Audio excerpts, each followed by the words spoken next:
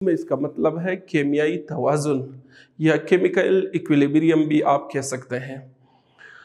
तो chemical equilibrium पढ़ने से पहले मैं आपको थोड़ा सा प्रीवियस क्लासेस में जो आपने पढ़ा है 7th 8th में जनरल साइंस में आपने केमिकल रिएक्शन के बारे में पढ़ा है। तो केमिकल रिएक्शन क्या चीज़ है आपको पता है, ये वो प्रोसेस है जिसमें किसी चीज़ की केमिकल कंपोजिशन तब्दील हो जाती है, यानी the process in which the chemical composition of a substance is changed. मिसाल के तौर पे ये हमारे साथ दो चीज़ें हैं, एक सब्सटेंस ए दूसरा सब्सटेंस बी, ये दो रिएक्शन करते हैं, इन दोनों से सी और डी बनते हैं। ए और बी दो सब्सटेंसेस हैं, इनसे बिल्कुल नए चीज़ें सी और डी की वही कंपोजिशन नहीं रहती जो ए और बी की है। सो सिंपल इज दैट कि केमिकल रिएक्शन, जिसको हम केमिकल चेंज भी कह सकते हैं, केमियाई तब्दीली, ये वो अमल है जिसमें किसी चीज़ की केमियाई तरकीब तब्दील हो जाती है, यानी कुछ चीज़ें मिल जाते हैं उससे बिल्कुल नए सब्सटेंसेस बन जाते हैं। ऐसे अमल को केमिकल रिएक्शन कहते हैं। अब केमिकल रिएक्शन को लिखने का एक ख़ास तरीका है, जो चीज़ें आपस में मिलते हैं, जिस तरह इस रिएक्शन में ए और बी मिलते हैं, इन मिलने वाली चीज़ों को क्या कहते हैं? रिएक्टेंट्स। और जो चीज़ें बनते हैं केमिकल रिएक्शन के नतीजे में, उन्हें कहते हैं प्रोडक्ट्स। तो ये तो आप पहले से जानते हैं कि केमिकल रिएक्शन क्या है। रिएक्टेंट्स जो सब्सटेंसेस कंबाइन होते हैं, प्रोडक्ट्स जो चीज़ें या जो सब्सटेंसेस बनते हैं वो क्या है? प्रोडक्ट्स है। अब हम आगे जाते हैं। केमिकल रिएक्शन की हम दो किस्में, एक है सबसे जो पहला है इर्रिवर्सिबल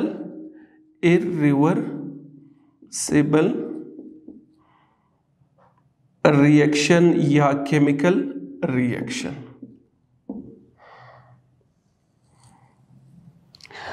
केमिकल रिएक्शन के दो किस्में हम पढ़ेंगे। सबसे पहला है इरिवर्सिबल रिएक्शन। ये वो रिएक्शन है, ये वो केमिकल रिएक्शन जो कंप्लीशन तक पहुंचता है, यानी जो चीज़ें आप मिलाते हैं उनसे प्रोडक्ट्स बन जाते हैं और रिएक्शन जो है वो कंप्लीट हो जाता है। ऐसे रिएक्शन को हम क्या कहते हैं? Irreversible reaction. दूसरे अल्फाज में हम ये कहते हैं कि ये वो रिएक्शन है जो एक ही डायरेक्शन में प्रोसीड करते हैं। Means A and B combine with each other, इनसे सी और डी बन गई। तो ये जो हमारे पास बन गए, बस ये रिएक्शन इन दो चीज़ों के बनने के बाद ये रिएक्शन कंप्लीट हो जाती है।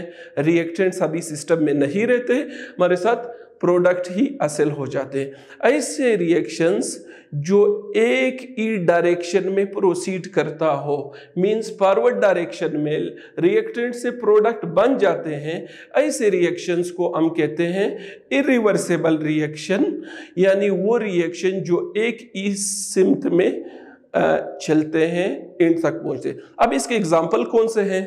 मोस्टली एसिड और बेस के जो रिएक्शंस होते हैं, ये है हमारे साथ हाइड्रोक्लोरिक एसिड। ये जब रिएक्शन करता है, sodium hydroxide is a well known base, इन दोनों के प्रोडक्ट्स क्या है? Sodium chloride plus water. HCl is an acid, hydrochloric acid. Sodium hydroxide ये एक बेस है या अल्कली है, इनसे क्या बन गया? सोडियम क्लोराइड, जिसको टेबल साल्ट भी कहते हैं, और वाटर। मशहूर न्यूट्रलाइजेशन रिएक्शन है। तो ये हमारे साथ एक एग्जांपल है किस चीज की, इरिवर्सेबल रिएक्शन की। इन दो चीजों के बनने के बाद वापस इनसे ये चीजें नहीं बनती, बस ये रिएक्शन फॉरवर्ड डायरेक्शन में गया और प्रोडक्ट्स हमें मिल गए। So this is the end of the story. अब एक और एग्जांपल मैं आपको बताता हूं। ये जो प्रिसिपिटेट्स बनते हैं हमारे साथ, ये है सिल्वर नाइट्रेट। ये रिएक्शन करता है,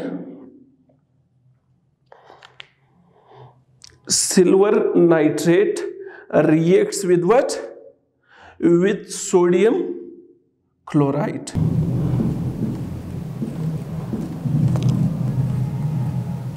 इस चीज के व्हाइट प्रिसिपिटेट बन जाते हैं, पीपीटी बन जाती हैं। अब ये क्या है, सिल्वर नाइट्रेट सोडियम क्लोराइड के साथ रिएक्शन करता है तो सिल्वर क्लोराइड बन जाता है और साथ सोडियम नाइट्रेट बन जाती है। ये दूसरी एग्जांपल है किस चीज की, इरिवर्सेबल रिएक्शन की। इसी तरह हम एक और एग्जांपल, कंबशन के जितने भी रिएक्शन होते, आप किसी चीज को जलाते हैं, कॉमन सेंस की बात है, जब आप किसी कागज को जलाते हैं, कागज जलाने के ऑक्सीजन की मौजूदगी में जब भी बर्निंग का कोई प्रोसेस होता है, कोई भी फ्यूल जलता है, तो उसके नतीजे में जो भी प्रोडक्ट्स बन जाते हैं, लेकिन वो रिएक्शन वापस नहीं हो सकता। तो वो भी क्या है हमारे साथ, एक इरिवर्सेबल रिएक्शन की एग्जांपल है। फॉर एग्जांपल, आप कोई भी कार्बन रिच चीज जलाते हैं, उनसे क्या बन जाता है, CO2। सो ये मैंने आपको 1, 2, 3 एग्जाम्पल बताए, कौन से रिएक्शंस के, इरिवर्सेबल रिएक्शन के। आई hope you would be clear about irreversible reaction. अब इसी के साथ दूसरी जो टाइप है केमिकल रिएक्शन की, उसको कहते हैं रिवर्सेबल केमिकल रिएक्शन, या मैं शॉर्ट लिखता हूं रिवर्सेबल रिएक्शन।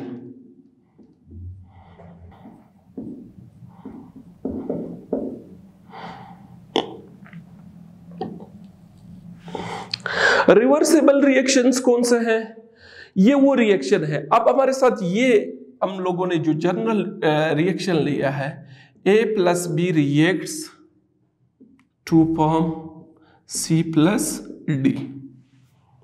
ठीक, अब A+B से क्या बनता है, C और D बनता है। अब मेजॉरिटी रिएक्शंस में क्या हो जाता है, ये हमारे साथ ये रिएक्शन क्या है, फॉरवर्ड डायरेक्शन में हो रहा है, लेकिन ऐसा भी हो सकता है कि ये C+D ये आपस में रिएक्शन करते हैं और ये वापस A+B बनाते हैं। क्या बन जाती, A+B वापस बन गई। अब ये रिएक्शन क्या है, फॉरवर्ड रिएक्शन में तो ये हमारे रिएक्टेंट्स हैं और ये हमारे प्रोडक्ट्स हैं। अब ये क्या है, C और D जो प्रोडक्ट्स हमारे बने हैं, इन्होंने बतौर रिएक्टेंट काम शुरू कर दिया और क्या बन गया, A+B रिएक्टेंट वापस बना दिए। तो ये वो रिएक्शन है जो क्या करते हैं, जो दोनों डायरेक्शन में प्रोसीड करते हैं। फॉरवर्ड रिएक्शन भी होता है, रिवर्स रिएक्शन भी होता है। अब ऐसे रिएक्शंस को हम क्या कहते हैं, इनको हम कहते हैं रिवर्सेबल रिएक्शन। अब इसको हम इस तरह भी लिख सकते हैं कि A+B आमतौर पे हम क्या करते हैं, रिवर्सेबल रिएक्शन को हम डबल एरो से शो करते हैं। इसका क्या मतलब हुआ कि A और B रिएक्शन करते हैं, इनसे C और D बनते हैं, और दूसरे एरो का मतलब ये कि C और D वापस रिएक्शन करते हैं, A और B बनता है। तो ऐसे रिएक्शन जो फॉरवर्ड डायरेक्शन में भी प्रोसीड करते हैं और रिवर्स डायरेक्शन में भी प्रोसीड करते हैं, ये रिएक्शन कंप्लीशन को नहीं पहुंचते, इनके प्रोडक्ट्स इतनी आसानी से हासिल नहीं होते हैं। ऐसे रिएक्शंस को हम क्या कहते हैं, रिवर्सेबल केमिकल रिएक्शंस। अब इनके एग्जांपल्स मैं आपको बताता हूं। ये हमारे साथ है N2O4 डाई नाइट्रोजन टेट्राऑक्साइड। ये क्या है, ये हमारे साथ पेल येलो क्या है, लिक्विड है, ठीक। इस रिएक्शन से क्या बनता है, N2O बनता है, सॉरी NO2 बनता है। क्या बनता है, NO2 बनता है, ठीक। ये हमारे साथ एक रिएक्शन है। ये क्या है, nitrogen dioxide reddish brown colour की गैस है, रेडिश ब्राउन इसकी। अब आप इस रिएक्शन को देख सकते हैं। इस कंपाउंड को हम कैसे पढ़ेंगे, आसानी से मैं आपको, ये दो डाई नाइट्रोजन 4 के लिए टेट्रा इस्तेमाल होता है, और ये क्या है, ऑक्साइड है, डाई नाइट्रोजन टेट्रा ऑक्साइड। ये हमारा रिएक्टेंट है इस रिएक्शन में। ये एक लिक्विड है जो कि पेल येलो कलर में होती है। अब डियर स्टूडेंट्स, इनसे क्या बनेगा, की जब डिकम्पोजिशन होती है, ये रिएक्शन जब आगे प्रोसीड करता है तो इससे एक रेडिश ब्राउन गैस बनता है जिसको कहते हैं नाइट्रोजन डाइऑक्साइड, ठीक।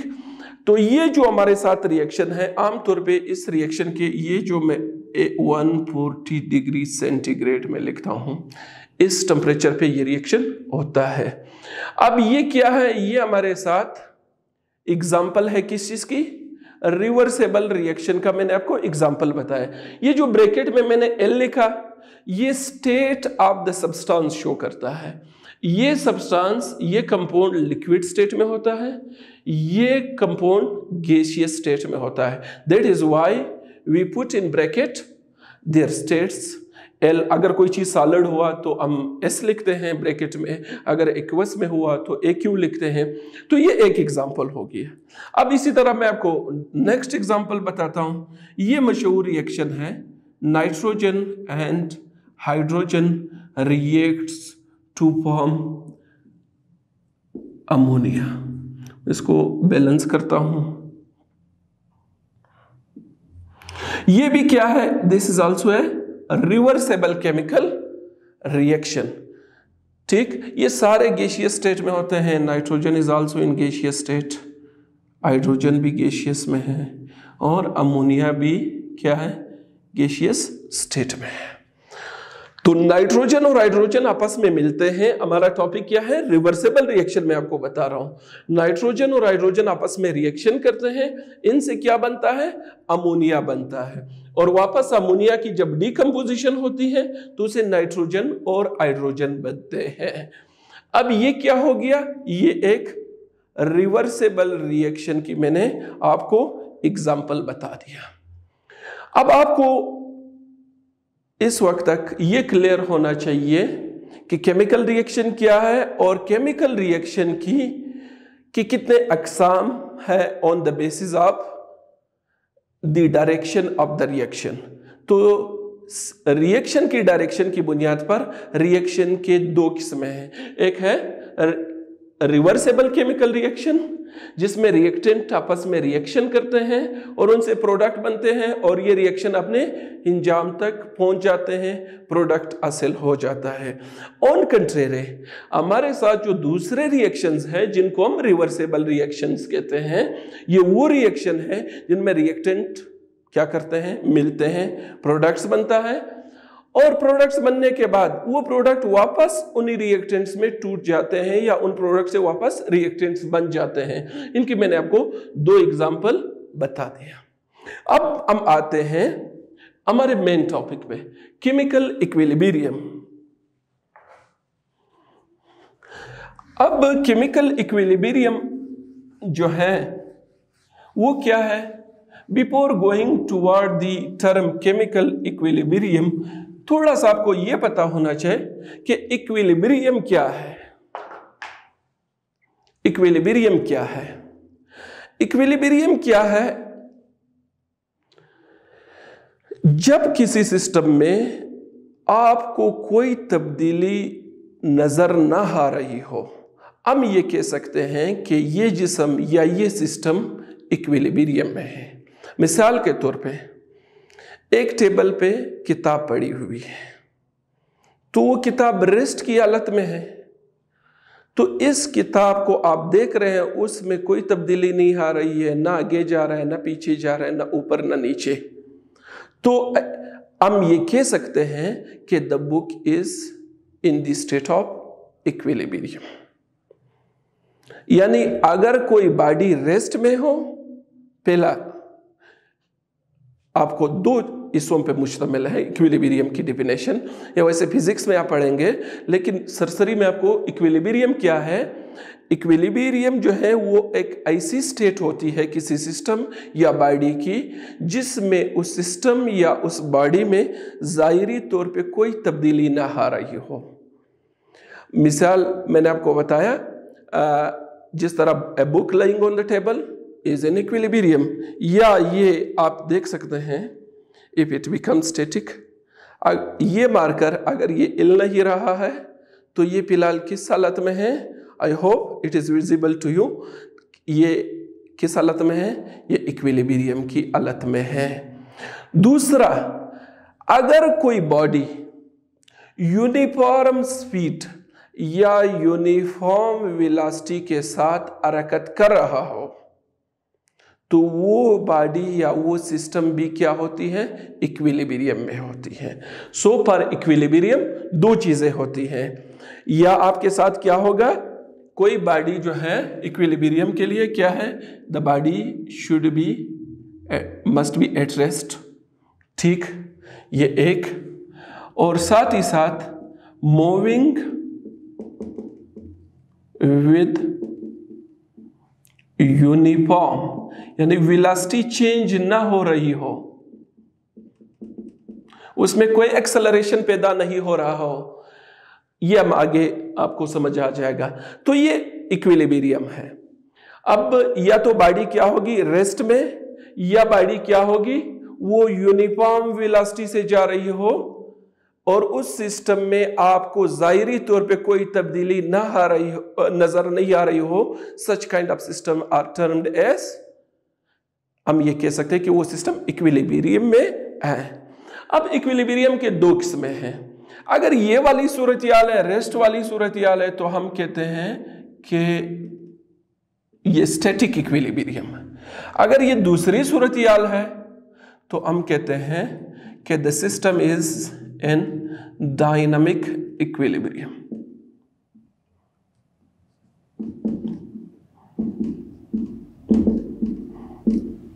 ठीक, अब यू कैन से ये आपका इक्विलिब्रियम का टाइप 1, ये इक्विलिब्रियम की टाइप 2। सो यहां तक इक्विलिब्रियम।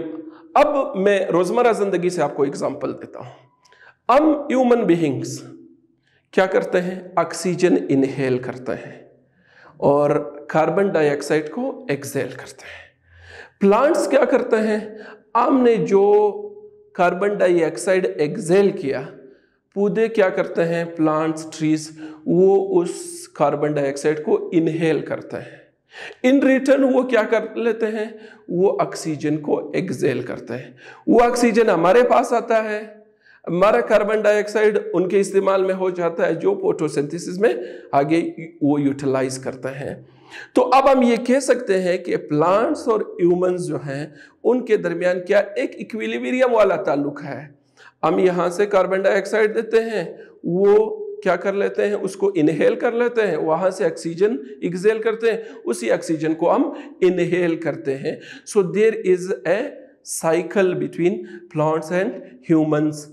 ये इक्विलिब्रियम की एक आसान सी एग्जांपल मैंने आपको बता दिया। अब इसके अलावा एक और मैं आपको एग्जांपल बताता हूं। अब इस चैप्टर में हम केमिकल इक्विलिब्रियम के बारे में पढ़ेंगे। अब मैं सिर्फ इक्विलिब्रियम पे बोल रहा हूं। नेक्स्ट आप ये ज्यूम करें, लेट फॉर एग्जांपल ये दिस इज ए कंटेनर, ठीक, मेरी ड्राइंग बहुत अच्छी नहीं है। इस कंटेनर में हमारे साथ एक लिक्विड पड़ी हुई है, ठीक, ठीक है। यहां पर क्या है, हमारे साथ लिक्विड है, और इस कंटेनर को क्या है, हमने यहां पर इस पे एक ढक्कन रखी हुई है, suppose it is a sealed container. ये क्या है? ये एक सील्ड कंटेनर, ठीक, सील्ड कंटेनर है। अब ये है कि क्या होता है कि इस लिक्विड से कुछ मॉलिक्यूल्स जो इस सिस्टम में मौजूद है वह के साथ इवापोरेट हो जाते हैं। क्या हो जाते हैं? इवापोरेट। तो जब इवापोरेट हो जाते हैं तो क्या हो जाता है? इनसे वेपर्स बन जाता है इस तरह। Some of the molecules from this liquid, इस लिक्विड से कुछ मॉलिक्यूल्स क्या हो जाते हैं? वो वेपर्स की सूरत में ऊपर चलना शुरू कर देते हैं। तो इनिशियली क्या हो जाता है? स्टार्ट में तो थोड़े मॉलिक्यूल जाते हैं, वक्त के साथ साथ जब टेम्परेचर बढ़ता है तो क्या है? ज्यादा मॉलिक्यूल ऊपर जाना शुरू हो जाते हैं। तो हम इस अमल को क्या कहते हैं? जब लिक्विड से क्या बनता है? वेपर्स, ठीक, वेपर्स। अच्छा, तो इस प्रोसेस को क्या कहते हैं? इवापोरेशन। स्टार्ट में रेट ऑफ इवापोरेशन कम हो जाती है, वक्त के साथ साथ ज्यादा मॉलिक्यूल। अब जब ये मॉलिक्यूल्स यहां पे पहुंच गए, आपको मैंने बताया कि हमारा जो सिस्टम है वो सील्ड है। ये मॉलिक्यूल जब इधर आ जाते हैं, ये आपस में भी टकराते हैं, इस कंटेनर के दीवारों के साथ भी टकराते हैं। तो ये क्या हो जाते हैं? ये तो यहां से भी कुछ मॉलिक्यूल्स की कंडेंसेशन शुरू हो जाती है। क्या शुरू हो जाती हैं? अब ये आपके ज़हन में होना चाहिए। एक लफ्ज मैंने इस्तेमाल किया, इवापोरेशन। इवापोरेशन, इवापोरेशन क्या है? किसी लिक्विड का वेपर स्टेट में तब्दील होना। ये आप लोग बिल्कुल, मैं आपको इवापोरेशन की एक बहुत आसान सी एग्जांपल बताता हूं। आप एक मटका भर दे पानी से शाम को, लेकिन बहुत एहतियात से भर दे, अभी गर्मियों का मौसम आने वाला है। वो मटके को बिल्कुल एहतियात से भरना है, ऊपर जो है उसके ऊपर एक भी कतरा पानी ना डाले, अंदर अंदर पानी डाले। जब आप ये भर देंगे, सुबह फिर आप इसी मटके को देखें तो वो मटका ऊपर से बिल्कुल पानी से वेट होता है, गीला होता है। क्या होता है? ये मटके के जो सुराख है उनसे मॉलिक्यूल्स जो है वो बाहर निकलते हैं, यानी जिन मॉलिक्यूल्स की काइनेटिक एनर्जी ज़्यादा होती है वो ऊपर निकलते हैं, ठीक।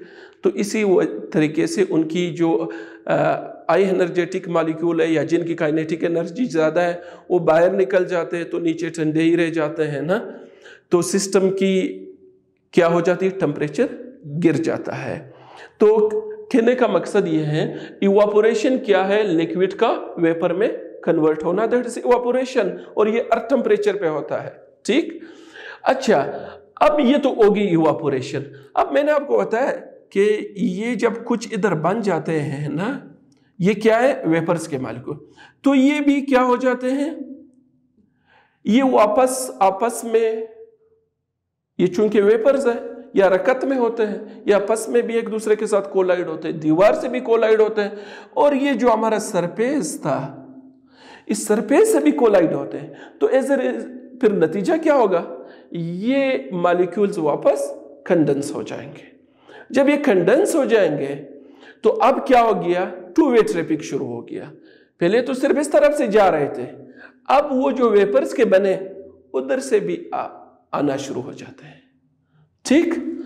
अब ये जो हमारे पहले स्टार्ट में ये क्या होगा? रेट ऑफ कंडेंसेशन, यानी मॉलिक्यूल्स जो वापस आ रहे हैं वो रेट ऑफ जो कंडेंसेशन है वो क्या होगा?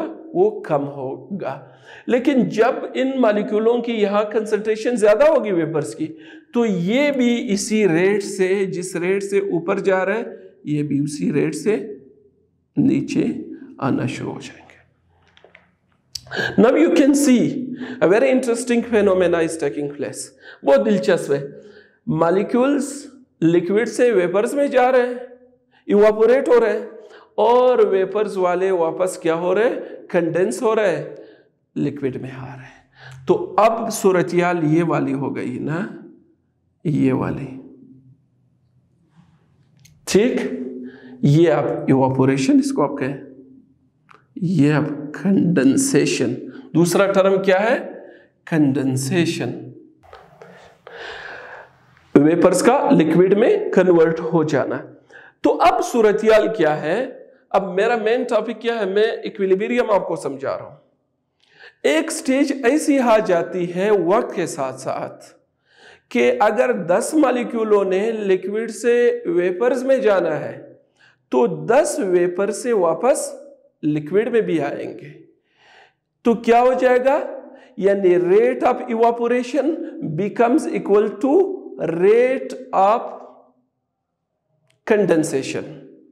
इस स्टेट को, इस हालत को हम कहते हैं इक्विलिब्रियम, ठीक। यानी अगर 20 मॉलिक्यूलों ने लिक्विड से वेपर्स जाना है, वेपर जाएगा, इवापोरेट हो जाएगा, तो 20 मॉलिक्यूल ऊपर से भी नीचे आएंगे, वो कंडेंस हो जाएंगे, वेपर से लिक्विड में आएंगे। जब कोई सिस्टम इस हालत तक पहुंच जाती है कि जिस रेट से वो जा रहे हैं उसी रेट से वापस आ रहे हैं, तो इस हालत को हम कहते हैं कि now the system is in equilibrium. अब ये सिस्टम रेस्ट पे नहीं है, रुका हुआ नहीं है, लेकिन बाहर से लगता है कि यार ये तो उतने ही वेपर्स पड़े हैं जितना लिक्विड पड़ा है, ये तो सुबह से शाम तक वही सूरतियाल है।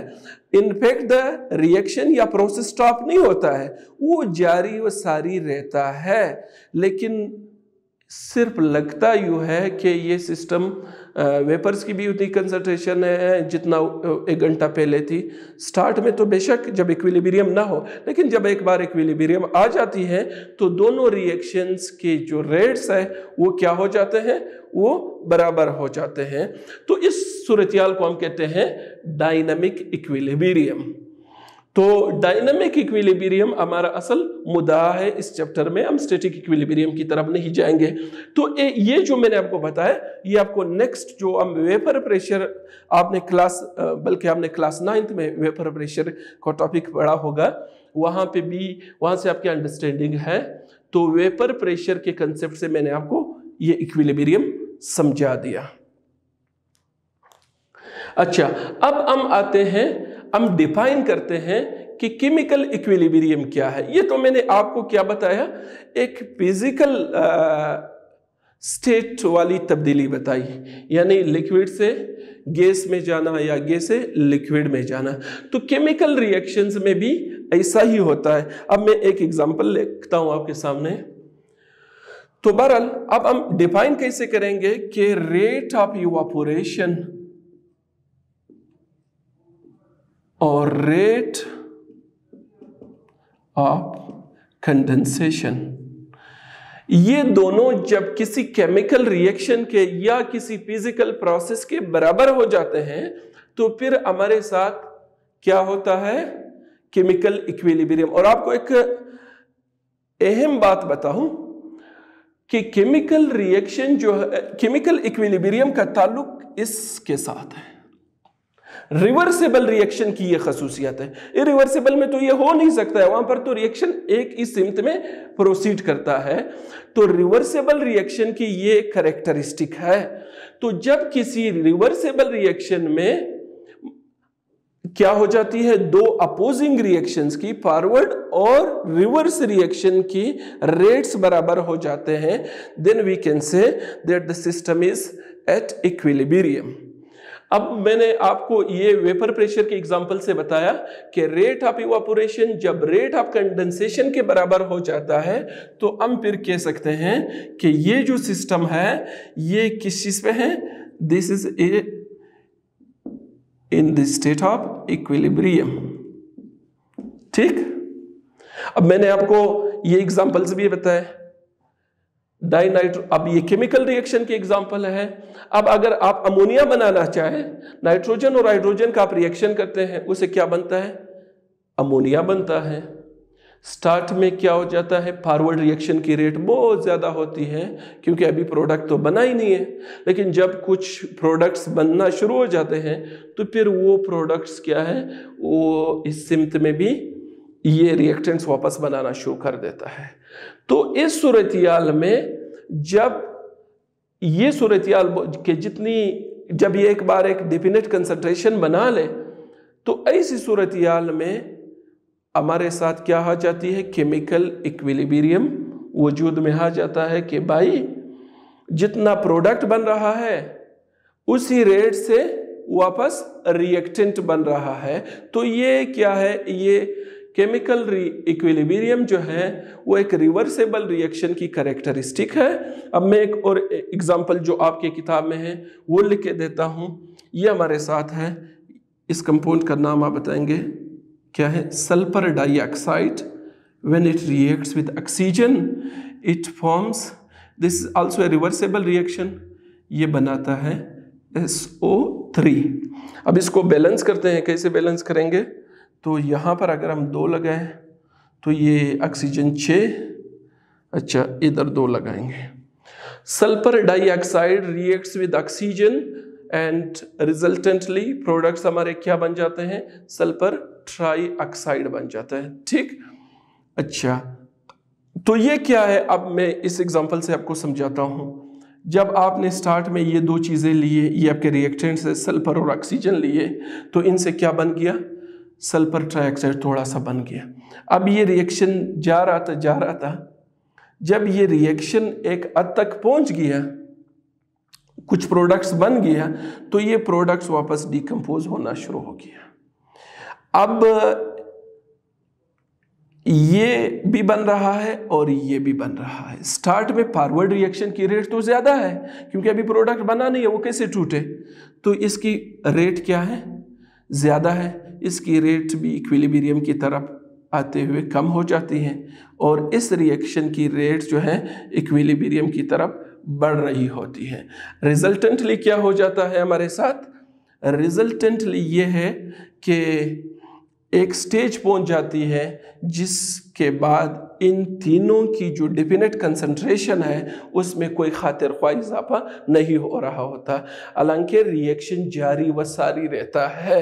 तो उस स्टेज को हम क्या कहते हैं, केमिकल इक्विलिब्रियम। अब मैं थोड़ा सा आपको ग्राफ की मदद से समझाता हूँ।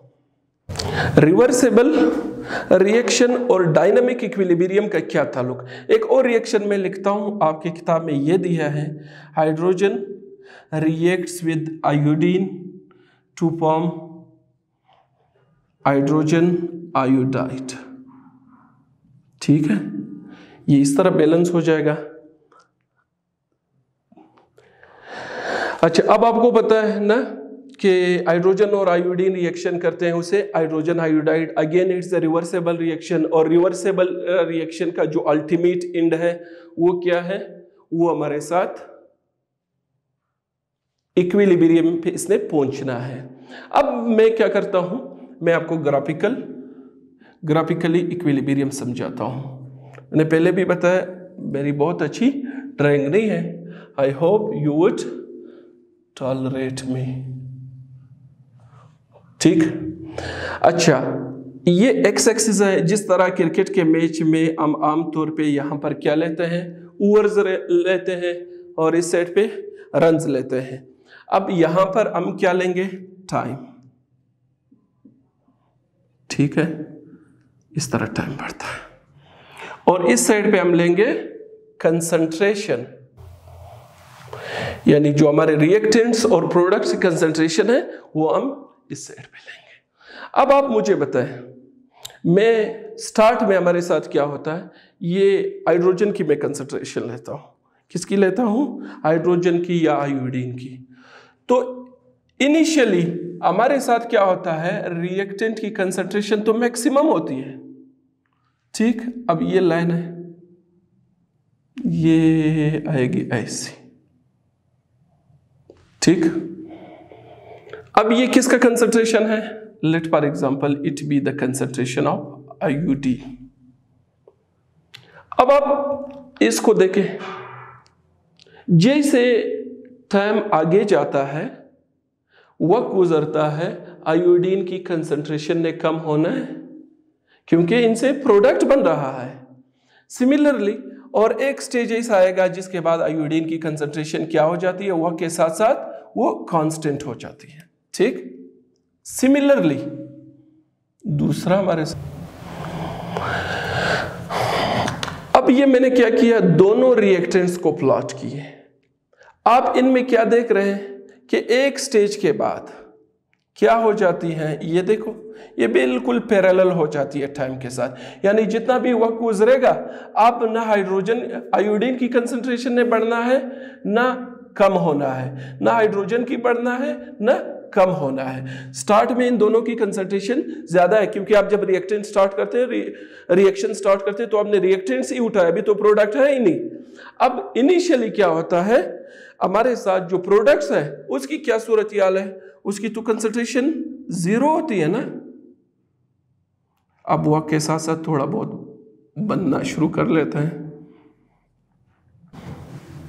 ये किसकी कंसंट्रेशन है, हाइड्रोजन आयोडाइड की। ठीक, अब इधर क्या सीन है, initially the concentration of product, hydrogen iodide की जो प्रोडक्ट की कंसंट्रेशन थी वो क्या थी, वो 0 थी।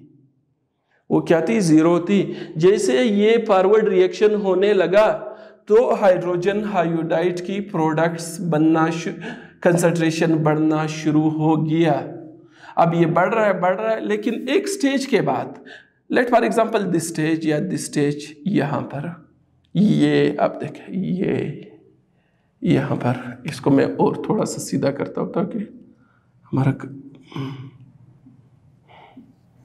ग्राफ इतने गंदे नहीं होते हैं। बहरहाल ठीक, अब ये क्या है, ये हमारे साथ इस स्टेज पर, यहां पर इस रेंज में हम ये कह सकते हैं कि सिस्टम इक्विलिब्रियम तक पहुंच चुका है।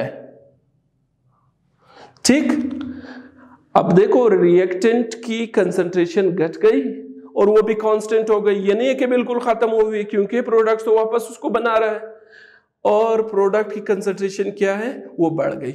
एक बार फिर मैं आपको ये ग्राफ सम अप करता हूं कि ये ग्राफिकल रिप्रेजेंटेशन क्या है, कि हमने एक्स एक्सिस पे टाइम को लिया, वाई एक्सिस पे कंसंट्रेशन को लिया, दोनों की 0 यहां पर है।